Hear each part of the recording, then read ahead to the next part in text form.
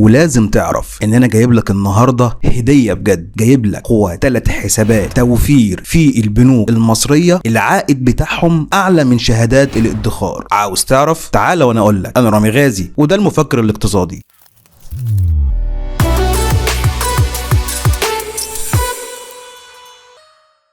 النهارده معانا البنك الاول في حساب التوفير والعائد بتاعه بيصل الى 7% وهو بنك صهيب، والحساب ده اسمه حساب يوم بيوم، والحاله بتاعت الحساب دي متاحه. يعني ايه متاحه؟ يعني الحساب ده لسه موجود لحد تصوير الفيديو النهارده. الحاله متاح، ونوع الحساب حساب توفير، والعمله بتاعته الجنيه المصري، والفايده بيصل الى 7%، ودوريه الصرف بتاعه يومي. اما الحد الادنى لفتح الحساب 5000 جنيه، والمبلغ اللي انت تقدر تحطه في الحساب ده من اول 10000 جنيه ل 30 مليون جنيه واكتر. الفئات الخاصه لا يوجد. يعني ايه فئات خاصه؟ يعني الحساب ده مش منحصر على فئه معينه من المجتمع، بمعنى مثلا لازم يكون موظفين او ناس من غير مهنه، لا، اي حد يقدر يفتح الحساب التوفير يوم بيوم. لو جينا بقى اتكلمنا على الشرايح لفتح الحساب، هو بيبتدي من اول 5000 جنيه وبيبدأ احتساب العائد من اول 10000 جنيه. طب ما انت قلت في اول الفيديو 5000 جنيه. ايوه، انت تقدر تفتح الحساب ده من اول 5000 جنيه. 5000 جنيه مش هيحسب لك عائد ل 5000 جنيه، هو بيحسب العائد من اول 10000 جنيه. يعني ساعات في ناس عايز تفتح الحساب بس السيوله مش متوفره، فالراجل بيقول لك انت تقدر تفتح الحساب بكل اريحيه وتحط 5000 جنيه. حساب العائد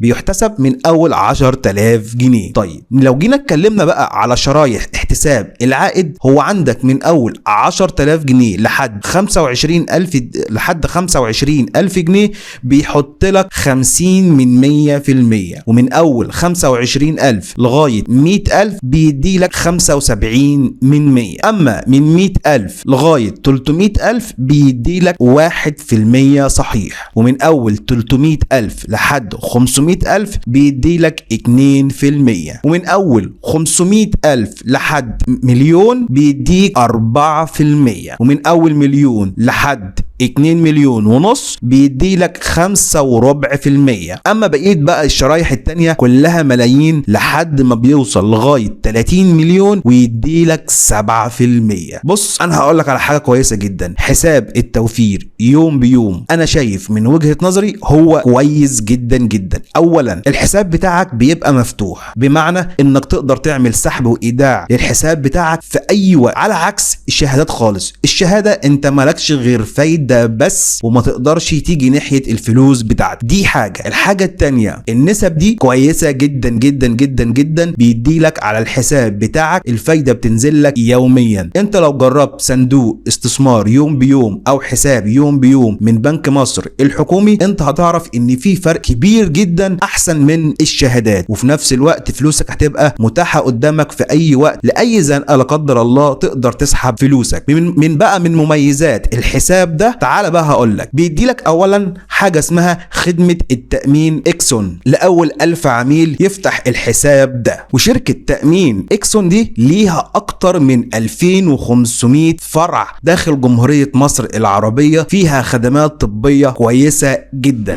رقم 2 بيدي لك خصم 50% لو انت اصدرت بطاقه سهيب بند للسنه الاولى. رقم 3 بيصدر لك بطاقه خصم مباشر مجانيه في الاصدار الاول. يعني معروف في اي بنك البطاقه دي انت بتحاسب عليها، لا، هو بيديها لك مجانيه لاول مره. رقم 4 بيدي لك خصم 50% على رسوم اصدار بطاقات الاهلي الائتمانيه، مش بطاقات الاهلي البنك الاهلي، لا، بطاقات سهيب اللي هي مسميه بطاقات الاهلي الائتمانيه لبنك صهيب. رقم 5 بيدي لك مصاريف فتح الحساب للعملاء الجدد 150 جنيه بس، ولو انت عميل في بنك صهيب بيدي لك 50 جنيه بس، يعني انت بتدفع 50 جنيه بس. الحساب رقم 2 معايا وهو حساب توفير السوبر، وده جاي من بنك التعمير والاسكان. طبعا احنا كلنا عارفين بنك التعمير والاسكان. الحالة بتاعت الحساب ده متاحة لحد تصوير الفيديو، ولو اي حساب من الحسابات دي قفلت انا هكتب لك في اول كومنت تحت المثبت في اسفل وصف الفيديو. رقم 2 الحساب ده اسمه حساب توفير السوبر، العملة بتاعته بالجنيه المصري. الفايدة بتاعته من اول 6 ل 9%، ودورية الصرف للعائد يوميا، والحد الادنى لفتح الحساب ده من اول 50,000 جنيه، والمبلغ بيبتدي من اول 100,000 جنيه لحد 20 مليون جنيه. فئات خاصة لا يوجد، برضو احنا قلناها في اول الفيديو. يعني ايه فئات خاصة؟ يعني الحساب ده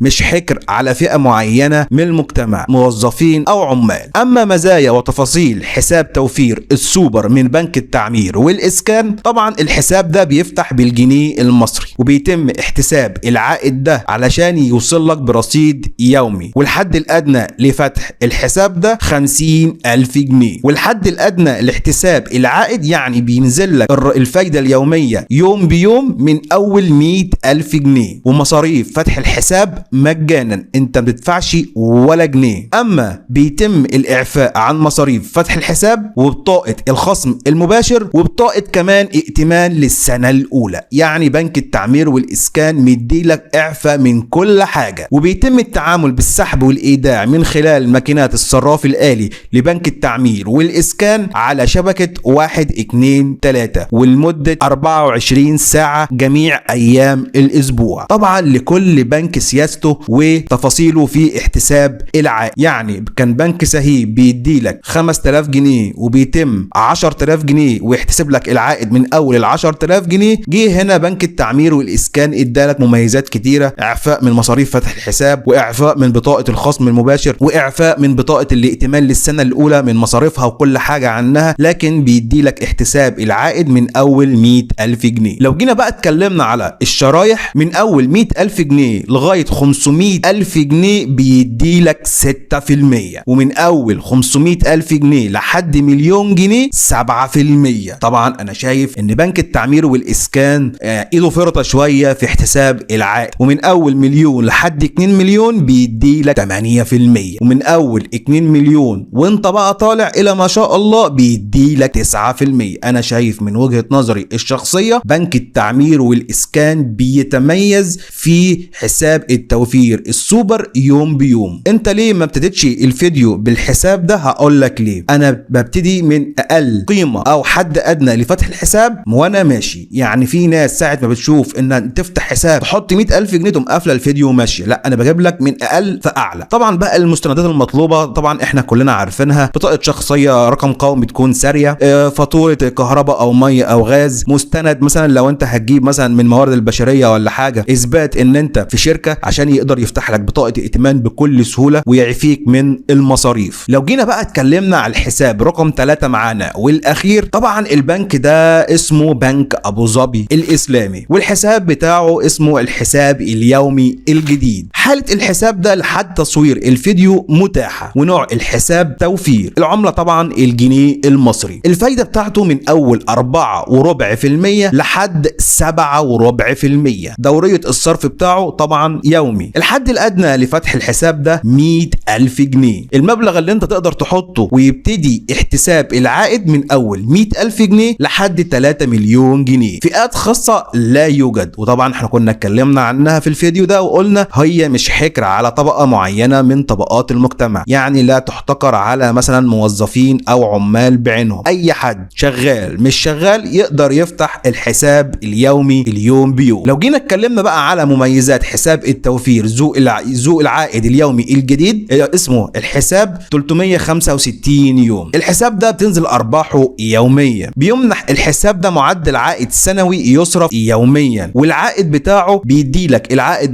بتاعه على حسب السوق المصرفي او توقعات السوق المصرفي في نفس اليوم. يعني لو مثلا السوق المصرفي علا 1% بيدي لك ال1%، نزل 1% بينزل هو كمان 1%، يعني هو ماشي تبع سعر صرف اليومي. وبيتم اضافة العائد عن فتح الحساب الجديد في نهاية اليوم التاني. يعني انت فتحت النهاردة بيبتدي من اول بكرة ينزل لك العائد بتاعك. والحساب ده للمبالغ الجديدة فقط. يعني ايه للمبالغ الجديدة؟ يعني العملاء الجديدة اللي هم لسه داخلين بنك ابو ظبي الاسلامي. وعن طريق الحساب ده انت ممكن تصدر دفتر شيكات وبطاقة خصم مباشر على الحساب ده. وزي ما قلنا الحد الادنى للاحتساب العائد من اول 100,000 جنيه. لو جينا بقى اتكلمنا على الفايدة بتتحسب ازاي او شرايح الفايدة، بيبتدي من اول 100,000 جنيه بيدي لك من 4.25% لحد 7.25%. اما طبعا بقيت بقى الشرايح من اول مليون وانت طالع بيدي لك بقى من فئات معينة. يعني مثلا اقول لك من اول 49,000 جنيه يعني 50,000 جنيه لحد 100,000 جنيه